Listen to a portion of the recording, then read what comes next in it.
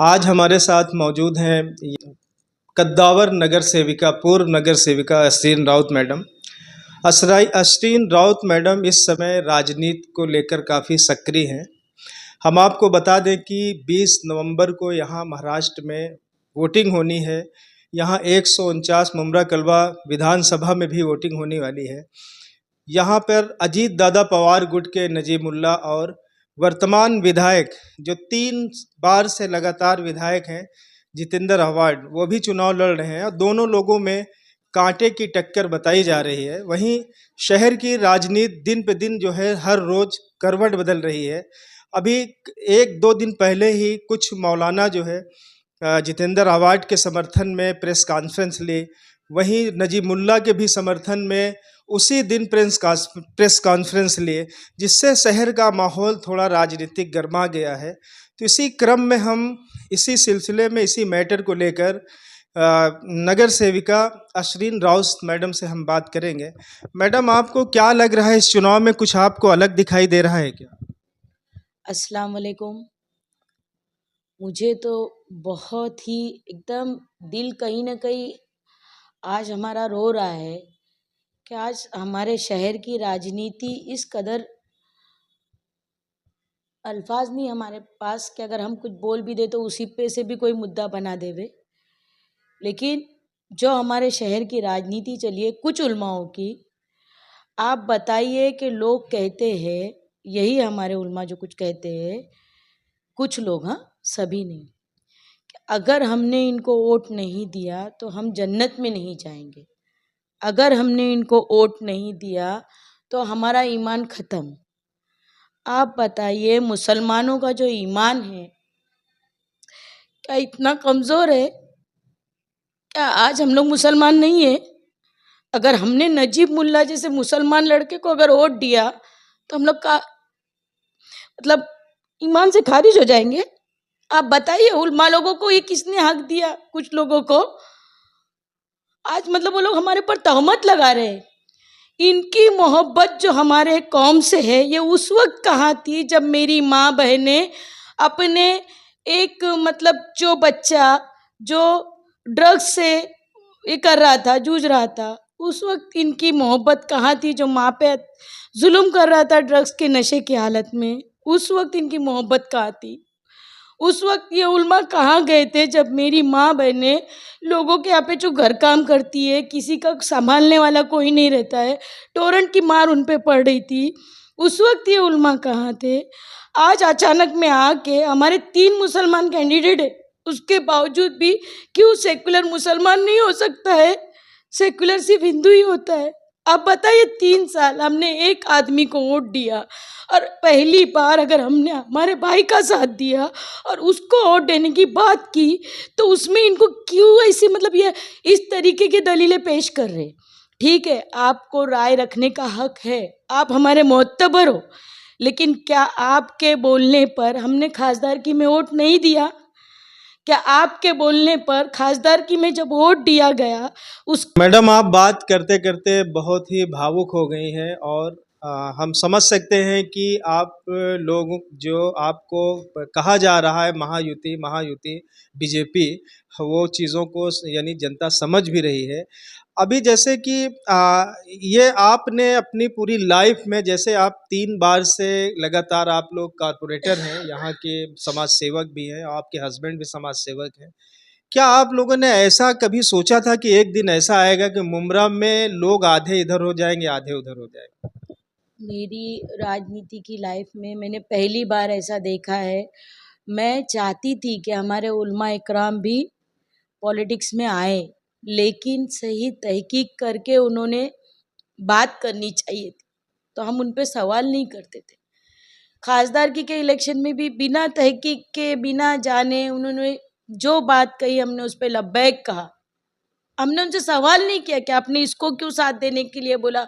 हम भी समझते थे कि पब्लिक वर्सेस मोदी है, बीजेपी को नहीं साथ देना चाहिए। लेकिन आप ये बताइए कि कब अजीत पवार ने मुसलमानों के बारे में गलत अल्फाज किया? आप ये बताइए कि जब वक्फ बोर्ड की बिल पास हो रहा था, वक्फ बोर्ड का 3 तलाक की तरह, उस वक्त हमारे जो खासदार जो हमने चुन के दिए थे, सेक्युलर बोलकर वहां से भाग गए थे, नहीं थे वहां पर। उस यही अजीत दादा पवार थे। जब नीतीश रानी की आवाज, जब वो जहर उगल रहा था तो उसको बाप को बोलकर उसकी आवाज को ये कर दिया। आप बताइए मुझे, सिर्फ एक कमल का फूल दिखा के बीजेपी की बात करके क्यों गुमराह कर रहे हो आप 15 साल के आमदार हो ना। जो हमारे भी कुछ लोग, कुछ उल्मा, सभी नहीं कहूंगी, वो हमारे रिस्पेक्टेबल है, गुमराह हो जाते हैं कभी कभी, लेकिन उनको भी चाहिए कि हमारी कौम का दर्द पहले आप देखो, हमारे शहर के मुद्दों को देखो, हमारी कौम किस तरीके से पीछे जा रही है उसको भी देखो। आज हम हैं, कल नहीं रहेंगे। लेकिन अगर हमारा एक भाई मुसलमान, अगर हम उसको सपोर्ट करके असेंबली में भेजते तो कल हमारे मुसलमानों को आगे भी लोग टिकट देंगे। अगर फर्स्ट एंड लास्ट चांस हमारे पास है, अगर आज हमने इसको चुन के नहीं दिया तो वो समझ जाएंगे कि मुसलमान कौम को किसी के भी नाम से गुमराह कर दो, चाहे वो बीजेपी हो या कोई और। जिस तरीके से माएँ अपने बच्चों को खाना खिलाने के लिए या डराने के लिए बोलती है, भाई ऐसा मत कर, देख बाबा आएगा, भूत आएगा, एक पिक्चर का डायलॉग है, वो बोलते हैं ना, उस तरीके से ये लोग हमको गुमराह कर रहे हैं बीजेपी के नाम पे। आप बताइए, जब विशालगढ़ का हादसा हुआ, मैं बार बार मेरी हर स्पीच में कहती हूँ, वो कांग्रेस के संभाजी राजे ने किया, उस वक्त ये शरद पवार साहब कहाँ थे? क्यों नहीं उन्होंने एक्शन लिया? आप मुझे ये बताइए, 1990 में जब हमारे लोगों पे गोलियां चली, उस वक्त इन्होंने क्या एक्शन लिया? किसी ने सवाल किया? अभी तक भी उद्धव ठाकरे हो चाहे वो राउत हो, ये बोलते हैं कि हमने बाबरी मस्जिद इतनी जल्दी तोड़ दी। तो आप लोग क्या चाहते हो? हमारे कौम का भला चाहते हो, हमारे शहर का फायदा चाहते हो, या किसी एक का भला करने के चक्कर में हो? आज 3-3 मुस्लिम उम्मीदवार है, उसके बावजूद भी इनका झुकाव कहाँ है ये पूरा शहर जान रहा है। देखिए, हमारे बारे में भी बहुत सारी गलत बातें छाप रहे, बोल रहे। आप मुझे बताइए, मैं एक बुरके में रहती हूँ, कौम का काम कर रही हूँ, शहर का काम कर रही हूँ, क्यों ये लोग मुझे भी बदनाम करते? अगर हर किसी को अपना अपना डिसीजन लेने का हक है, फिर क्यों आप अपनी कौम को गुमराह कर रहे हो? क्यों अपनी एक बहन पे, बुरखे पे जब भी तोहमत लगती है आप लोग सुन के लेते हो? आम आदमी के पूर्व नेता अल्तमस फैजी करीब 2 दर्जन से ज़्यादा उलमाओं के साथ नूरबाग हाल में भी 2 दिन पहले समर्थन किया। उसी दिन से शहर की राजनीति जो है करवट बदलना शुरू हुई। तो फैजी साहब के आने से आपकी पार्टी को कितनी ताकत मिल रही है? अल्हम्दुलिल्लाह, अल्लाह रास्ते बनाता है, और आज नजीब भाई को फैजी साहब जैसे एक साफ शफाफ शख्सियत वाले इंसान ने सपोर्ट किया है, और सिर्फ इसीलिए किया है कि अभी नहीं तो कभी नहीं। एक हमारे मुसलमान भाई को एक हिंदू भाई ने टिकट दिया है, इस उम्मीद के साथ कि मुसलमान उनको साथ देगा और जिता के देगा। तो क्या हमारी कुछ जिम्मेदारी नहीं है? देखिए, इंशाअल्लाह ताला, अल्लाह की ज़ात से हमें पूरी उम्मीद है कि हमारा भाई चुन के आएगा। हमारी फिक्र सिर्फ इतनी है कि कहीं हम कम नहीं पड़े। ऐसा ना हो जाए कि कलवा से वो लीड लेके आए और मुमरा से जो है उसको लीड कम रहे। देखिए, जीतने को तो वो इंशाअल्लाह ताला ज़रूर जीतेगा, ये हमारी उम्मीद है। क्योंकि कल तक जो लोग कह रहे थे कि हम लोग 1 लाख की लीड से जीत रहे, हमको किसी की ज़रूरत नहीं है, आज उनके कार्यकर्ता किसी को ले जा के मार रहे हैं। तो आज उनके कार्यकर्ता कहीं ना कहीं हमारी जो गाड़ियां घूम रही है उसको तोड़फोड़ कर रहे हैं। आपने देखा होगा, शहर का माहौल ख़राब करने की कोशिश करते। इनके कुछ जो बड़े पैकेट लेने वाले लोग हैं वो हमारी सभाएं होने नहीं देते, गुंडागर्दी पे उतर आए हैं। हमारा एक मासूम बच्चा बेचारा, जिसका नाम नहीं लूँगी, इन्हीं के कुछ लोग अलमास कॉलोनी में उसको टॉर्चर कर रहे हैं। हमारे एक हिंदू भाई है जो हमारे साथ रहते हैं, उनको इन्हीं के पार्टी के कैंडिडेट कहते हैं कि 24 तारीख को मैं तेरे से ये मंदिर छीन लूँगा। यही तो हम सब कह रहे हैं ना कि इस तरीके की हरकतें, तो खिसियानी बिल्ली खंबा नोचे वाली डायलॉग कर रहे हैं। बस इनके पैरों तले ज़मीन हिल गई है। कहीं ना कहीं इनको लग रहा है कि भाई लोग देखो उजागर, मतलब लोगों के सामने सारी बातें आ रही है, लोग समझदार है। आज इंटरनेट का इतना ज़माना है कि हर चीज़ लोगों के सामने बात रहती है, किसी के पास कोई बात छुपी ढकी नहीं है। मुझे सिर्फ इस चीज़ का दर्द हुआ कि हमारे उलमाओं को चाहिए था कि तहकीक करे और उसके बाद में अपनी नस्लों के लिए, आने वाली नस्लों के लिए आप हक का फैसला करें। ठीक है, मैं ये नहीं कहूँगी कि आप नजीब का फेवर करो, मैं ये नहीं कहूँगी, हर एक की अपनी अपनी ज़ाती राय, लेकिन आपको मुमरा के हालात मतलब समझ में ही नहीं आ रहा है कि इनको ये भी नहीं है कि हमारे बच्चे कहाँ जा रहे हैं, हमारी माँ बहनों को क्या तकलीफ हो रही है, हमारी परेशानियाँ क्या है। बस कि नजीब मुल्ला एक सेक्युलर नेता है, आज उसके साथ कोकनी समाज ही नहीं, तमाम समाज के लोग उसके साथ एक ताकत से खड़े हैं, चाहे आरपीआई हो, चाहे दूसरी ताकतें हो, हर कोई, हिंदू मुस्लिम, कोकनी आजकल जैसे दखनी, देखा जाता है कि कोकनी दखनी, जिस तरीके से उलमाओं का बंटवारा हो गया है उसी तरीके के कोकनी समाज में भी बंटवारा। कैसे बंटवारा तो वोटों का नहीं हुआ है, कुछ जिम्मेदारान का हुआ है। और कुछ जिम्मेदारान में भी जो मौलाना, जो किसी से कभी मदद नहीं लेते, जो अपना अल्लाह अल्लाह करते रहते, वो हक की बात कर रहे।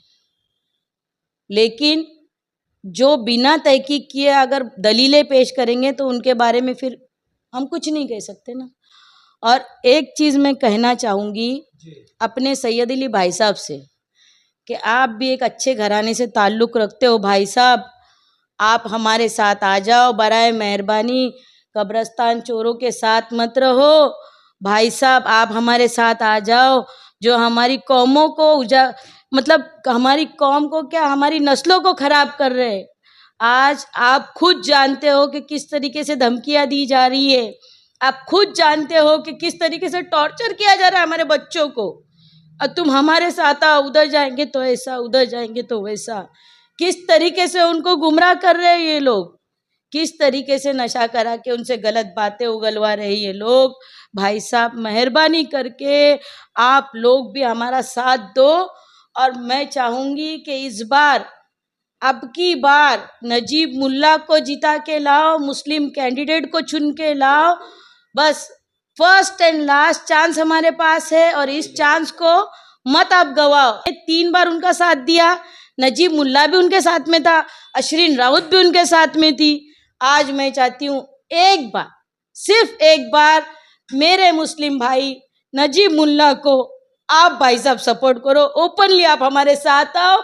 मुझे आपसे उम्मीद है कि आप हमारी कौम के, हमारे बच्चों के लिए डिसीजन लोगे। मैडम मैं समझ सकता हूँ आप बहुत ही भावुक हो गए, और आप इलेक्शन से ज़्यादा जो है आहत जो घटना चल रहे है, समय जो राजनीति बदल रही है उसको लेके आप चिंतित हैं। तो आप अपील कर रही हैं, आप अपनी क्षेत्र की जनता को क्या कहना चाहेंगी? मैं सिर्फ इतना ही कहना चाहूँगी कि आप समझदार हो, अपनी तकलीफ़ों को समझो, हमारी कौम की राहत किस चीज़ में वो देखो, गुमराह नहीं होना। बीजेपी टीजेपी कोई किसी को नुकसान नहीं पहुंचाता है। हम अगर मजबूत है, हमारी आवाज़ अगर असेंबली में उठ रही है, आपने देखा होगा हर शहर की तरह हमारा शहर भी इंशाअल्लाह एक आज़ाद शहर रहेगा, और हम मुसलमानों को हमारे नेता का साथ मिलेगा। गुमराह नहीं करेंगे, कोहनी पे शहद नहीं लगा के देंगे वो लोग। हमारा नजीब भाई इंशाअल्लाह ताला आप लोगों के काम करके देगा, आप लोगों को गुमराह नहीं करेगा कि हैंगिंग मार्केट आ रहा है। हमारे बच्चों को ड्रग्स से फ्री कराने के लिए रिहैब सेंटर देगा। अजीत दादा ने आपको ओपनली कहा है कि मैं आपको 3,000 करोड़ का बजट दूंगा अगर आप मेरे कैंडिडेट को जिता के देते हो। अजीत दादा ने क्लियर कट कहा कि आप अगर नजीब को जिता के देते हो तो मैं टोरेंट फ्री कर दूंगा मुमरा को।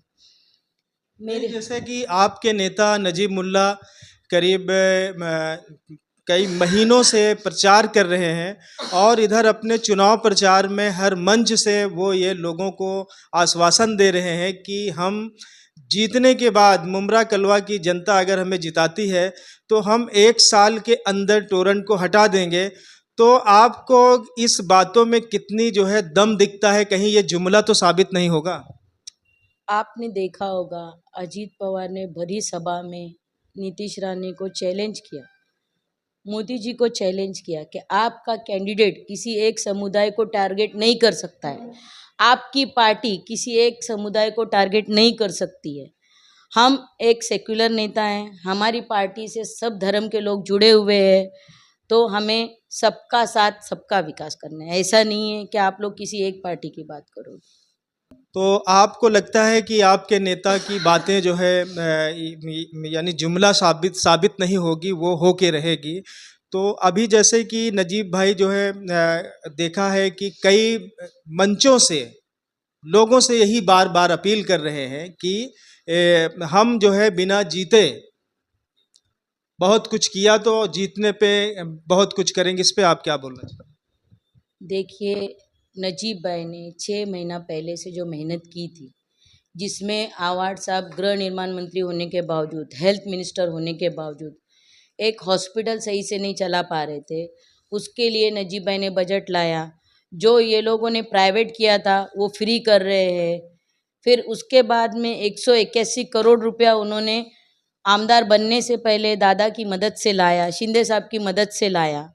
हमारे जो स्कूल का हाल है, जो एक टीएमसी स्कूल है हमारी, जहाँ पे हमारी नस्लें पढ़ती है, हमारे कौम के बच्चे आगे जाना चाहते हैं, वो एक चाली टाइप थी, जैसे कि ग्राम पंचायत की स्कूलें रहती है। वहाँ पे बारिश में कभी सांप दिखाई देते थे, कभी बहुत सारे हादसा होते थे। अभी उस पर बात करेंगे तो बड़ी लंबी होती है। उसके लिए उन्होंने बजट लाया, मतलब उन्होंने 6 महीने के अंदर वहाँ पे टीचरें लाई। तो आप सोच सकते हो, एक नगर सेवक रहते हुए वो अगर शिंदे साहब की, और मैं शुक्रगुजार हूँ उनकी, और हमारे अजीत दादा पवार साहब की भी मैं शुक्रगुजार हूँ, उनकी मदद से, शिंदे साहब की भी मैं शुक्रगुजार हूँ कि उनके सपोर्ट से अगर उन्होंने इतना बजट मुमरा के लिए आमदार बनने के पहले लाया है, तो इंशाअल्लाह ताला इससे ज़्यादा बजट, जो अभी तो डिक्लेयर 3,000 करोड़ का हुआ है, इंशाअल्लाह इसमें और बढ़ भी सकता है।